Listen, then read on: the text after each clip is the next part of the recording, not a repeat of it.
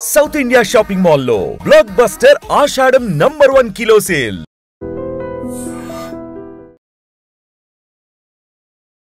ఆ రెసిగ్నేషన్ ఒక బాంబు లాగానే అనిపించింది మనందరికీ ఒకసారి ఆ వార్త విన్న వెంటనే.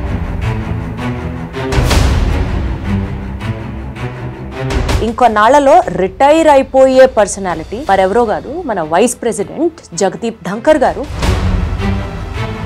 అసలు ఒక్కటి చెప్పండి సార్, ఆయన రెసిగ్నేషన్ వెనకాల ఉన్న కారణాలు మీరైతే ఎట్లా చూస్తారు? కొంతమంది అంటారు ఆయన హెల్త్ బాగాలేదు అంటారు. ఓకే, కరెక్ట్, ఆయన కార్డియాక్ ఇష్యూ ఉంది, మన బైపాస్ జరిగిన మంచి హెల్త్ ఇస్ నాట్ గ్రేట్.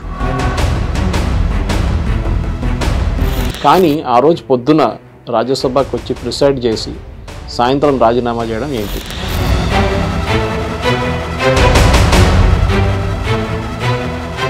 జనాలు అంటున్న మాట, ఆయన వైస్ ప్రెసిడెంట్ అయినప్పటికీ కూడా ఆ పదవికి తగ్గ హోదాగా బిహేవ్ చేయకుండా మోనార్క్ లాగా ప్రవర్తిస్తున్నారు ఎట్ సిచ్యువేషన్స్. లుక్, మీరు చేసిన తప్పులు ఒక తప్పు కాదు. ఇంగ్లీష్లో ఒక వర్డ్ ఉంది, లూజ్ క్యానన్ అంటారు. ఏదో చెప్తూనే ఉంటారు.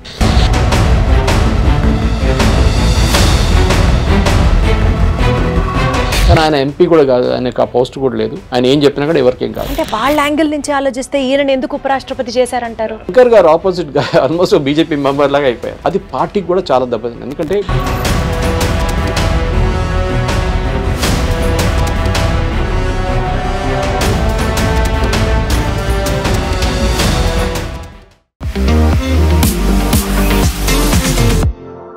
ఆ రెసిగ్నేషన్ ఒక బాంబు లాగానే అనిపించింది మనందరికీ ఒకసారి ఆ వార్త విన్న వెంటనే.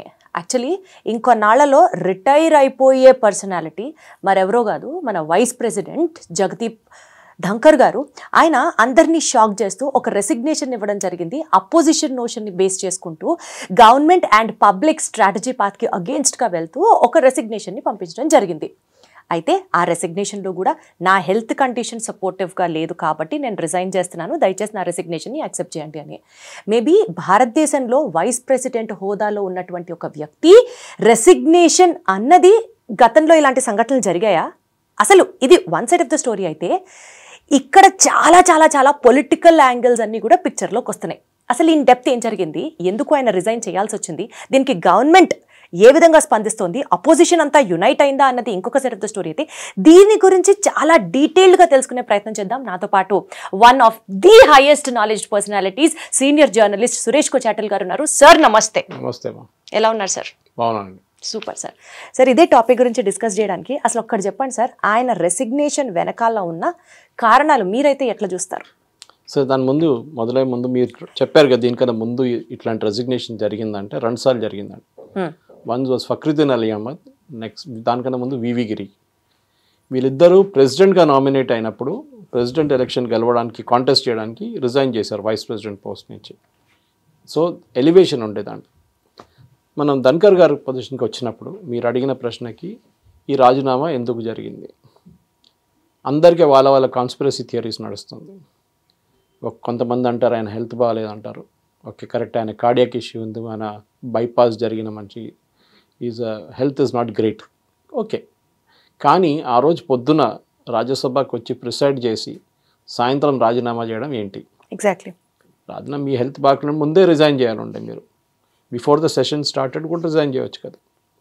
కానీ దాంట్లో నా అంచనా ప్రకారం 2-3 కారణాలు ఉన్నాయి.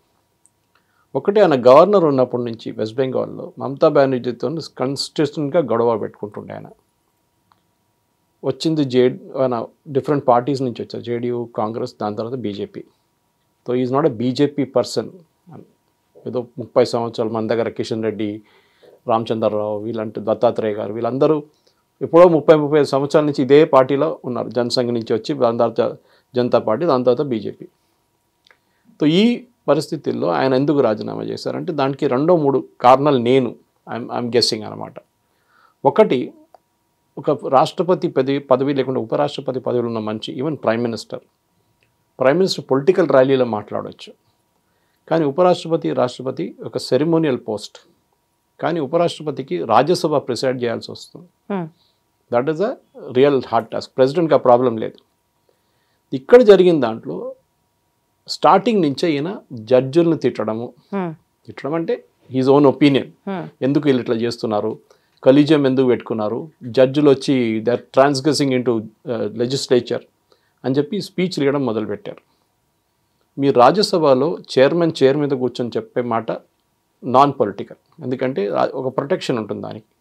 కానీ మీరు బయట ఒక పబ్లిక్ మీటింగ్, ఎవరో మిమ్మల్ని ఇన్వైట్ చేశారు, ఏదో ఫంక్షన్, కాలేజ్ కానివ్వండి, ఏదైనా సొసైటీ వాళ్ళు ఇన్వైట్ చేసి మీరు అడ్రస్ చేస్తున్నప్పుడు అది ఓపెన్ టు ద పబ్లిక్ అయిపోతుంది. అక్కడ ఈయన చెప్పిన మాటల్లో ఇది ఫస్ట్ వాస్ కొలీజియం గురించి మాట్లాడారు. ఇదేంటి కొలీజియం, ఇది ఇల్లీగల్, అది దీన్ని మార్చాలి అని చెప్పేసి.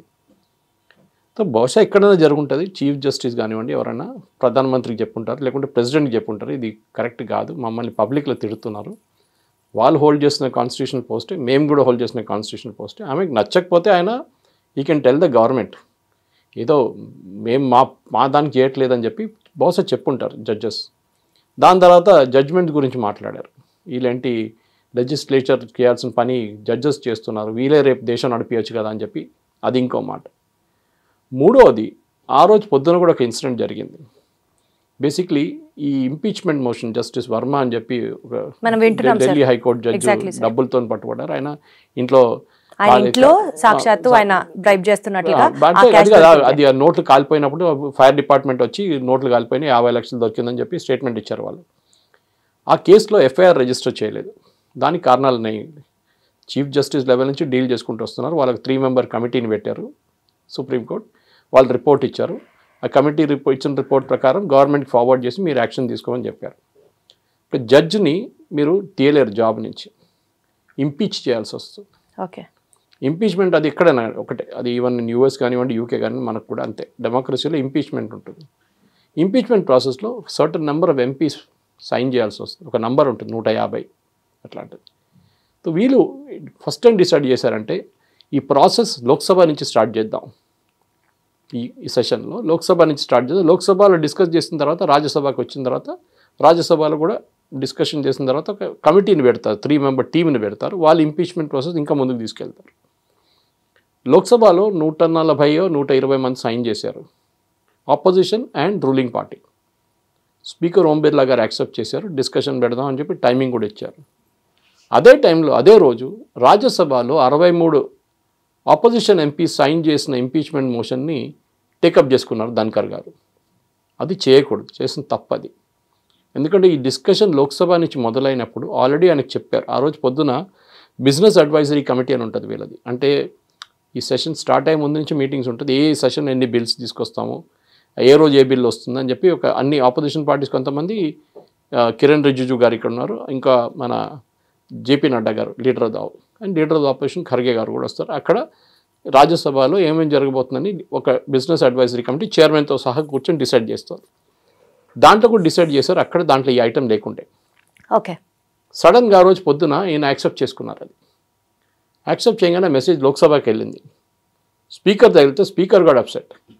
ఇదేంటి నా దగ్గర నుంచి డీల్ చేయాల్సిన మ్యాటరు, ఇక్కడ నుంచి మేము ఇక్కడ ఒక యునానిమస్గా తీసుకుంటున్న డిసిషన్ ఇది, రూలింగ్ పార్టీ అండ్ ఆపోజిషన్. రాజ్యసభలో ఓన్లీ ఆపోజిషన్ లీడర్ సైన్ చేశారు.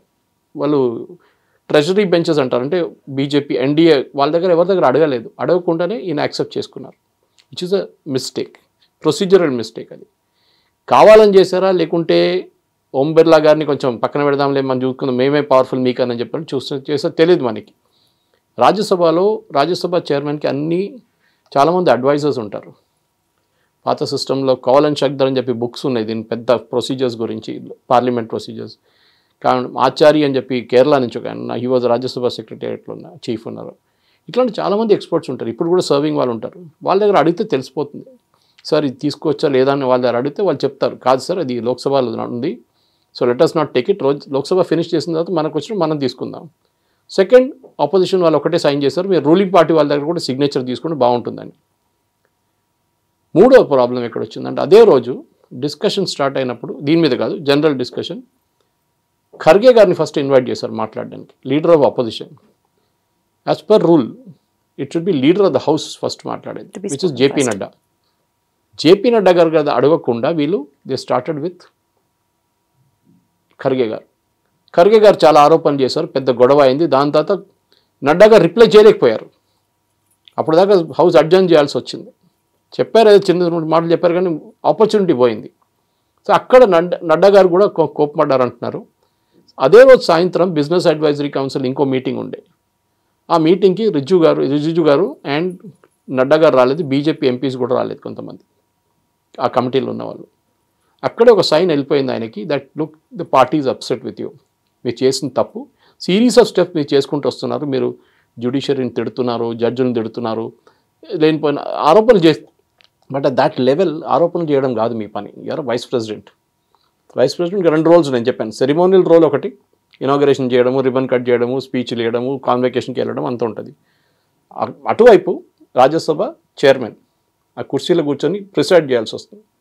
మనం చూసాం చాలా మట్టుకు ధన్కర్ గారు ఉన్నప్పుడు ఆపోజిషన్ వాళ్ళు మీకు గుర్తుంటుంది దీప్తి, ఒక 4 నెలల ముందు అనుకుంటాను, they brought in no confidence motion వ్యతిరేకంగా, think that we don't have confidence in this gentlemen అని చెప్పి. ఎందుకంటే ఆయన అందరినీ సస్పెండ్ చేస్తుండే, నోటికి వచ్చినట్టు తిడుతుండే వీళ్ళందరినీ. సో ఆయన కోపం వచ్చి జల్దీ కోపం వచ్చేస్తుంది, అట్లా ఆన్ ద మూవ్ వచ్చేస్తుంది.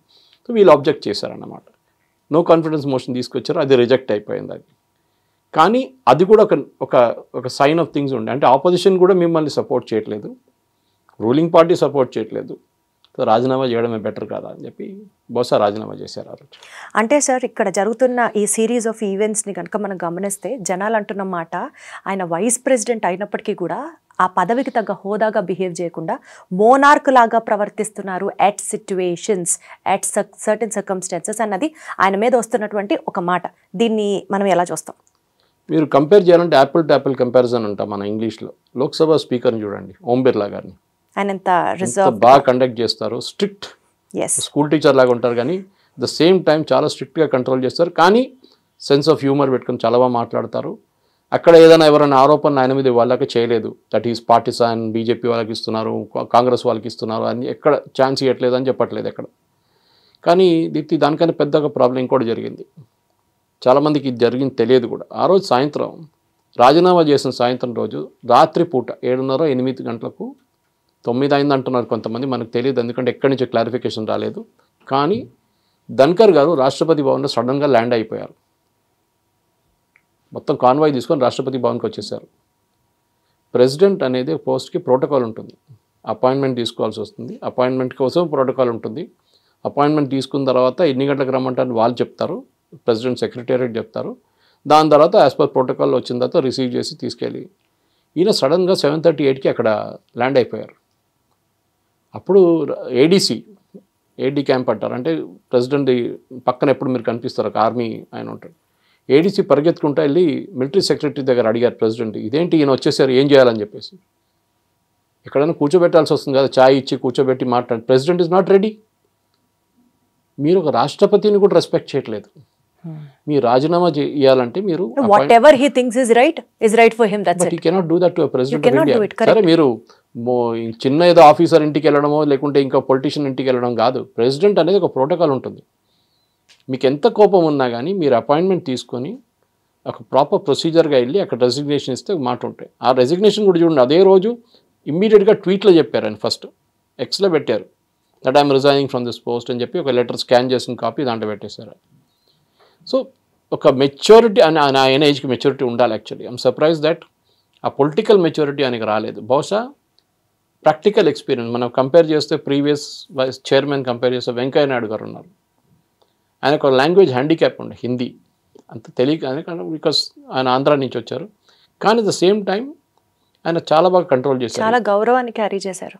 బికాస్ ఆ పోస్ట్ ఉంది, ఆ పోస్ట్కి పదవికి ఒక ఏం చెప్తారు, దానికి ఒక ప్రివిలేజ్ ఉంది, దానికి ఒక ఆరా ఉంది ఆ కంట్రోల్ చేయడానికి అనమాట. అట్లా చాలామంది ఉన్నారు సార్. యాక్చువల్లీ ఈ జరిగిన సిచ్యువేషన్స్ అన్ని పక్కన పెడితే ఆయన జేపీ నడ్డా గారు కానివ్వండి లేకపోతే రిజిజు గారు కానివ్వండి 4:30 నుంచి ఆ మీటింగ్లో లేని దాన్ని, అది కోఇన్సిడెంటల్గా జరిగిందా లేకపోతే సీరియస్గా జరిగిందా పక్కన పెడితే వాళ్ళు కావాలని అవాయిడ్ చేశారా చూస్తే, కీ బీజేపీ లీడర్స్ కూడా రాలేదు అన్నది ఆయన ఎక్కువ మనసులో పెట్టుకున్నట్లుగా తెలుస్తోంది. హిందీలో అంటారు సమజ్దార్కో ఇషారా కాఫీ అంటారు, తెలిసిపోతుంది అది. వాళ్ళు రాలేకపోతే వాళ్ళు ఏదో పార్టీ నుంచి ఇన్స్ట్రక్షన్స్ వచ్చి ఉంటుంది, ఎక్కడికి వెళ్ళకండి, అది ఆయన ఎక్కువ తీసుకోలేకపోయి వెంటనే రిజైన్ చేశారు అన్నది కూడా ఒక పాయింట్ నడుస్తుంది. ముందు కూడా మెసేజ్ వచ్చేసి ఉంటుంది ఆయనకి, లుక్ మీరు చేసిన తప్పులు ఒక తప్పు కాదు, ఇంగ్లీష్లో ఒక వర్డ్ ఉంది లూజ్ క్యానన్ అంటారు, అంటే పెద్ద క్యానన్ ఉంటుంది చూడండి, దాని కంట్రోల్ లేకుండా ఎట్లనే తిరుగుతూ ఉంటుంది. Subrahmanyam Swamy is a classic example of that. ఏదో చెప్తూనే ఉంటాడు. కానీ ఆయన ఎంపీ కూడా కాదు, ఆయనకు ఆ పోస్ట్ కూడా లేదు. ఆయన ఏం చెప్పినా కూడా ఎవరికేం కాదు. But when you're sitting in that vice president post, మీకు కొన్ని ప్రోటోకాల్స్ ఫాలో చేయాల్సి వస్తుంది. Absolutely sir. మీరు ఇంకొక మన కాన్స్టిట్యూషన్ ఫామ్ చేస్తున్న అంబేద్కర్ గారు లెజిస్లేచర్, జ్యుడిషియరీ అండ్ ఎగ్జిక్యూటివ్, ఈ 3 ఆర్మ్స్ ఉంటాయి. మనం 4th ఆర్మ్ గురించి, మీడియా గురించి మాట్లాడుకుంటాం ఇప్పుడు, కానీ బేసిక్లీ ఈ 3 ఆర్మ్స్ ఉంటాయి. లెజిస్లేటర్ లాస్ని, చట్టాన్ని తీసుకొస్తారు. సుప్రీంకోర్టు దాంట్లో తప్పులు ఏమైనా ఉన్నాయో, లోపాలు ఉన్నాయో చూసుకుంటారు. ఎగ్జిక్యూటివ్ ఏమో దాన్ని ఇంప్లిమెంట్ చేస్తారు ఆ లాస్ని. So bureaucracy, politicals and judiciary. Problem ఎక్కడ వస్తుందంటే ఈ 3 ఆర్మ్స్లో మీరు ఫంక్షన్ చేస్తున్నప్పుడు మీరు 3 ఆర్మ్స్ని మీరు ఈక్వల్ రెస్పెక్ట్ ఇవ్వాల్సి వస్తుంది. ఇప్పుడు ఆలోచించండి, రేపు Supreme Court judge, chief justice prime మినిస్టర్ని తిట్టారు. హైపోథెటికల్ సిచ్యువేషన్ ఎట్లా ఉంటుంది?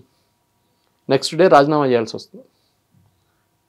తప్పేం చేయలేదు, కానీ ఆయన జనరల్ కామెంట్ చేయొచ్చు. పొలిటీషియన్స్ ఇట్లా అంటారు, మమ్మల్ని తిడుతుంటారు, మేము అది లైట్గా తీసుకుంటాము, మాకు ప్రాబ్లం లేదు, ఇదన్నీ పార్ట్ ఆఫ్ ద జాబ్ అంటారు వాళ్ళు.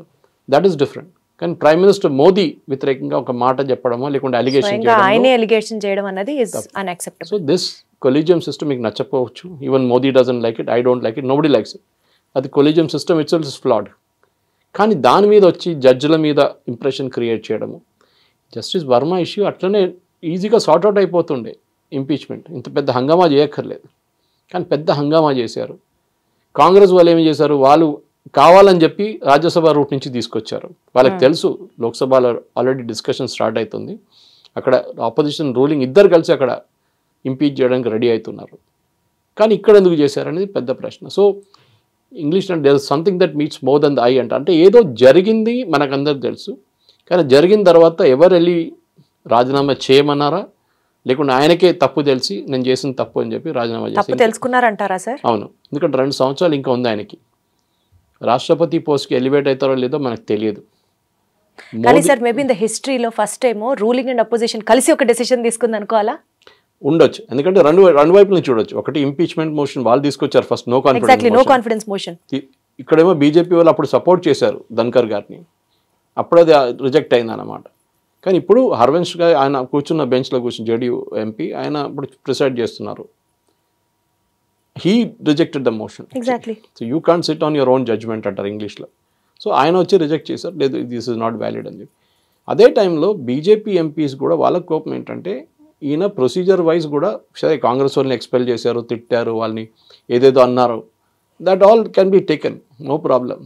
లోక్సభలో రాజ్యసభలో అప్పుడప్పుడు ఏదో చెప్పుకుంటారు అందరు ఎంపీస్, అక్కడిక్కడ స్పీకర్ కూడా ఏదో అంటారు, కానీ దాని తర్వాత ఎవ్రీబడి కూల్స్ డౌన్ అనమాట.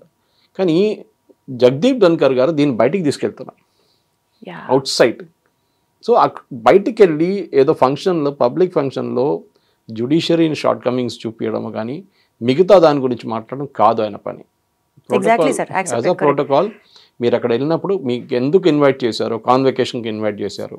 మనం మొన్న చూసాం కాన్వకేషన్, ఐఐటి మెడ్రాస్లో దోవెల్ గారిని పిలిచారు, చాలా వైరల్ అయింది ఆ వీడియో, అది చాలా బాగా మాట్లాడారు. సో సబ్జెక్ట్కి వెళ్ళి మాట్లాడకుండా మీరు జ్యుడిషియరీ షార్ట్ కమింగ్స్, ఆ జడ్జిల మీద ఆరోపణలు చేయడము, ఈ కొలీజియం సిస్టమ్ గురించి చాలా ఇప్పుడు కూడా కాదు, ఆయన మమతా బెనర్జీతో ఉన్న గొడవ అది లెజెండరీ, అది చాలామందికి తెలియదు ఆ హిస్టరీ. అక్కడ మమతా బెనర్జీకి ఏ గవర్నర్తో పడదు అసలు, ఈయన ఇంకా ప్రాబ్లం అయిపోయింది.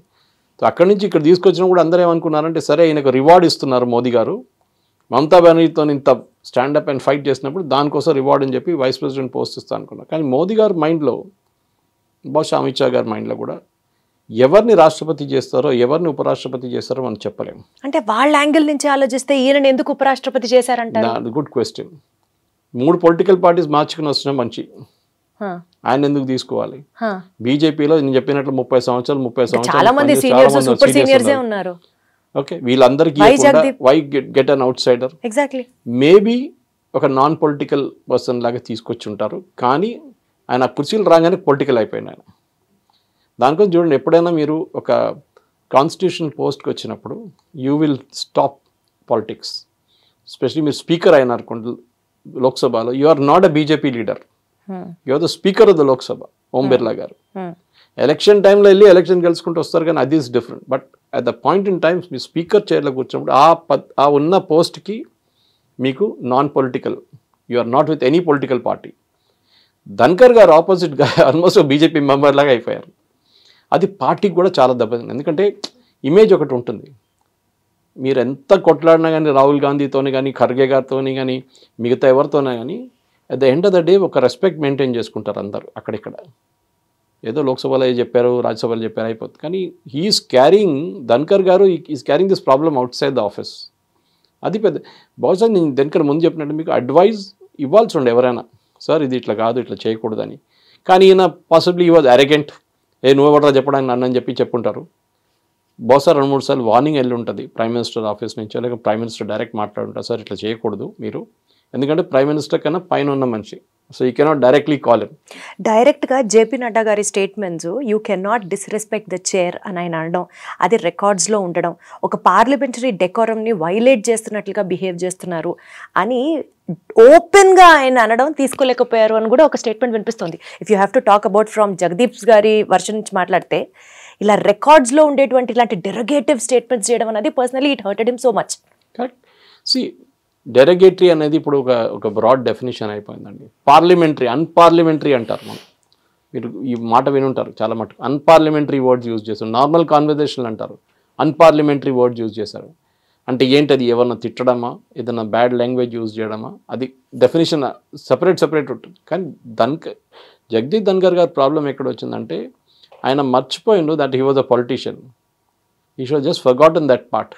సరే మీరు రిటైర్ అయిన తర్వాత మీరు ఏమైనా చేసుకోవచ్చు, పుస్తకాలు రాయొచ్చు, ఏమైనా ఇప్పుడు కూడా రాయొచ్చు. బహుశా ఏం జరిగిందనేది 2 సంవత్సరాల తర్వాత రాస్తే అది పెద్ద ఇష్యూ అవుతుంది. మళ్ళీ యూజువలీ రాయరు, యూజువలీ దే విల్ రైట్, వాళ్ళ మెమోరీస్ రాస్తారు కానీ ఇట్లాంటి కాంట్రవర్సీస్ రాయరు.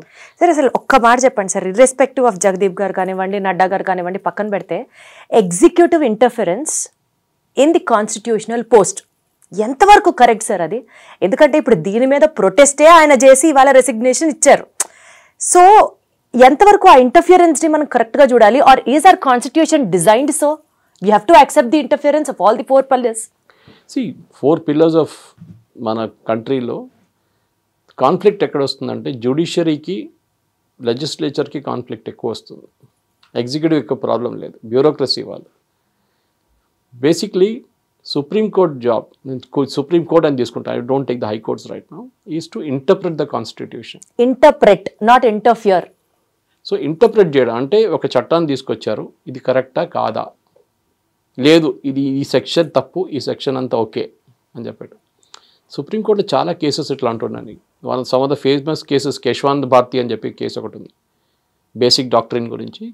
కేరళలో ఒక ఎల్నీర్ మఠ్ అనే మఠం ఉంది, అక్కడ ఒక స్వామి గారు ఉన్నారు, ఆయన పేరు కేశవానంద భారతి. ఎక్కడి నుంచి స్టార్ట్ అయింది కేసు అది.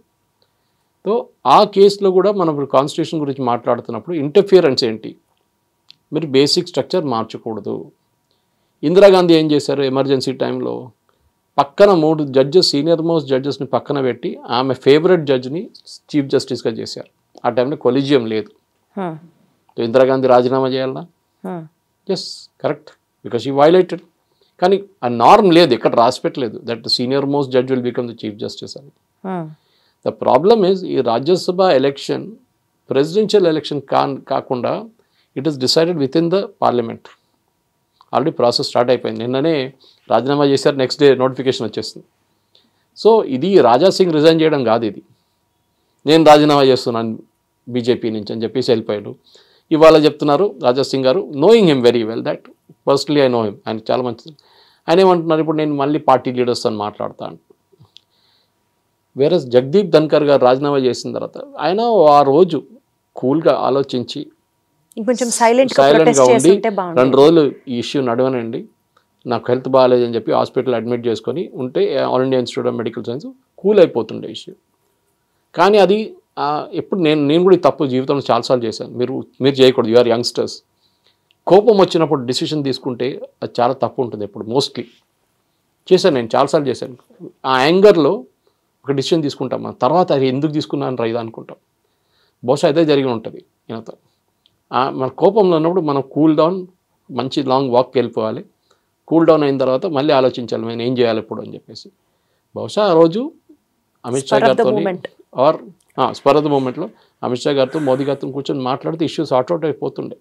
సరే జరిగింది, తప్పులు జరగకుండా ఎవరికి, వీఆర్ ఆల్ హ్యూమన్ బీయింగ్, లేకుండా మన దేవుళ్ళు అయిపోతుండే. ఇప్పుడు అందరు తప్పు చేస్తారు. ఆ తప్పు చేసింది కరెక్ట్ చేయాల్సి వస్తుంది. కానీ కొంతమందికి ఇన్హెరెంట్ హ్యూమన్ నేచర్లో ఉంటుంది. కొంతమంది ఎప్పుడు అంటాం కదా, రెబెల్స్ అంటాం. రాజాసింగ్ గురించి మనం ఎప్పుడు మాట్లాడారు, రెబెల్ ఆయన మార్చలేరు మీరు. He is like that. At the same time మిగతా లీడర్లు ఉన్నారు, చాలా కూల్గా ఉన్న లీడర్స్ చాలామంది ఉన్నారు. కిషన్ రెడ్డి ఆయన అసలు ఇట్లాంటి ఏం మాట్లాడరు అసలు. సో మన మనిషికి మాట్లాడుతుంటే మీ ఆఫీస్లోనే స్టూడియోలోనే మీకు డిఫరెంట్ టైప్ ఆఫ్ క్యారెక్టర్స్ కనిపిస్తారు. Correct sir, correct. So political లైఫ్లో వచ్చినప్పుడు that to such a very senior పోస్ట్కి వచ్చినప్పుడు ఆ emotional maturity and more importantly me health గురించి కూడా చూసుకుంటూ మీరు మెయింటైన్ చేయాల్సి వస్తుంది. ఇప్పుడు జగదీప్ గారికి పొలిటికల్ రిస్క్లు ఏమైనా ఉన్నాయా సార్? పొలిటికల్ రిస్క్ ఏం లేదు, because he didn't come from that high profile post. దీనికన్నా ముందు వచ్చిన ప్రెసిడెంట్స్ చూస్తే, మనం వైస్ ప్రెసిడెంట్ చూస్తే అంత హై ప్రొఫైల్ పోస్ట్ నుంచి రాలేదు. మన దగ్గర నీలం సంజీవ్ రెడ్డి నుంచి, వివి గిరి నుంచి, ఫక్రుద్దీన్ అలీ అహ్మద్ నుంచి చాలామంది రాజు, కేఆర్ నారాయణ కానివ్వండి, ప్రతిభా పాటిల్, రామ్నాథ్ కోవింద్, ఇప్పుడు ద్రౌపది ముర్ము గారు అందరు ఉన్నారు. ఇప్పుడు మీకు రామ్నాథ్ కోవింద్ అనే మనిషి ఉన్నాడా లేదని కూడా తెలియదు రాష్ట్రపతి అయ్యే ముందు. చాలా మందికి సార్ గవర్నర్గా ఉన్నారు. ఈ వాజ్ బీజేపీ పొలిటికల్ లీడర్, దానికన్నా ముందు సీనియర్ అడ్వకేట్ సుప్రీంకోర్టు, అందరికి ఒక ఆయన బయోడేటా ఉంది అక్కడ. కానీ మోదీ గారికి ఏంటంటే ఎలిమెంట్ ఆఫ్ సర్ప్రైజ్ తీసుకొస్తారు. పాసిబ్లీ మీరు దీనికన్నా ముందు అడిగారు ప్రశ్న, మోదీ గారికి ఒక తప్పు జరిగి ఉంటుంది ఈ కేసులో. మనం ఎక్కడైనా వెళ్ళగానే మాట్లాడిన, మనకు ఉద్యోగంకి అప్లై చేసినప్పుడు బ్యాక్గ్రౌండ్ చెక్ చేస్తారు. ఒకటి, ఎట్లాంటి మనిషి మేము తీసుకుంటున్నాం, ఈయన ఏదైనా ఫ్రాడ్ చేసిండా, అక్కడ ఏదో అతను కొట్టిండా, లేకుంటే బిహేవియర్ ఎట్లా బిహేవ్ చేస్తారు, లేడీస్తో ఎట్లా బిహేవ్ చేస్తారు, చాలా బ్యాక్గ్రౌండ్ చెక్ చేసుకుంటారు. ఫైనాన్షియల్ చెక్ ఉంటుంది, బ్యాక్గ్రౌండ్, ఏదైనా బ్యాంకులో లోన్ తీసుకుని డబ్బులు కట్టలేదా, ఇదన్నీ ఉంటుంది చెక్. బహుశా జగదీప్ ధన్కర్ కేసులో అట్లాంటి బ్యాక్గ్రౌండ్ చెక్ జరగదు. Nobody will take a background check, but just hypothetically చెప్తున్నాను నేను. అర్థమైంది sir. What if he really feels నేను చేసిన తప్పే, నాకు ఇంకొక ఛాన్స్ ఇవ్వండి, I know this is not a child game, but it's over sir. ఎప్పుడు చెప్తారు కదా, అది ఒకసారి ఒక కప్ ఇరిగిపోతే దాన్ని మీరు ఫెవికాల్ పెట్టి అంటించవచ్చు, కానీ ఆ క్రాక్ ఉంటుంది ఇప్పుడే దానికి. సో దట్ హై స్టేచర్ లో అసలు the chapter is finished. What he should not do అని చేయకూడదని నా పర్సనల్ ఒపీనియన్ ఏంటంటే, దీన్ని పబ్లిక్లో తీసుకెళ్ళకూడదు. మీరు ఆ పొజిషన్లో ఉన్నప్పుడు ఆ జరిగిన దానికి మీరు ఎప్పుడు you should not take it to the public.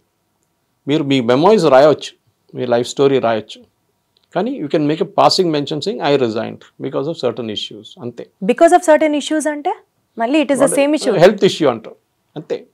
So ఏదైనా డిఫరెన్స్ ఆఫ్ ఒపీనియన్ తర్వాత చెప్తే కూడా ప్రాబ్లం లేదు. I had a difference opinion, I resign, simple. నేను అక్కడ ఉండి పబ్లిక్లో రోడ్డు మీద కొట్టుకుంటారు చూడండి, అట్లా కొట్టుకోలేదు కదా నేను. ఆనెస్ట్లీ రిజైన్ అని. కానీ కొన్ని ప్రాబ్లమ్స్ వచ్చినాయి దాని తర్వాత. చెప్పాను కదా, especially when you went to Rashtrapati Bhavan, you should have taken that appointment. అది ఒక protocol violation. So those kind of things ఆ లెవెల్లో మనం చెప్పక్కర్లేదు వాళ్ళకి, హీ నోస్. ఎందుకంటే వాళ్ళకి ఆ లెవెల్లో ఉన్న సపోర్ట్ మనం అసలు ఇమాజిన్ కూడా చేయలేము. మనం అంతమంది సెక్రటరియల్ స్టాఫ్ ఉంటారు, లీగల్ అడ్వైజర్స్ ఉంటారు, చాలామంది ఉంటారు. మీద రాజీనామా చేయమన్నారా, చేశారా, లేకుంటే థర్డ్ పార్టీ నుంచి ఏదైనా వచ్చిన ఇన్ఫ్లుయెన్స్ ఉందా అని అంటుంది బహుశా. సార్ ఫైనలీ టోటల్ ఎపిసోడ్లో టేక్ అవే పాయింట్ ఏంటి సార్? ఓన్లీ జగదీప్ గారి విషయం వైపు నుంచి ఉందా? He shouldn't have behaved like that, he shouldn't have reacted like that, he shouldn't have interfered like that, he shouldn't have spoken like that, అన్ని take away points ఆయన వైపు నుంచే ఉన్నాయా sir? What is the final take away version of he will have his side of the story also. Absolutely, అదే అడుగుతున్నాను. ఎందుకంటే అది ఎప్పుడు చెప్పరు ఎవరు, మెచ్యూర్ ఉన్న పొలిటీషియన్స్ ఎప్పుడు చెప్పరు ఏం జరిగింది అనేది. అప్పుడు మనం చూసాం చాలా రాష్ట్రపతులకి కాంట్రవర్సీ చాలా ఉండే. ఫక్రుద్దీన్ అలీ అహ్మద్ ఎమర్జెన్సీ సైన్ చేసినప్పుడు చాలా ప్రాబ్లమ్స్ ఉండే.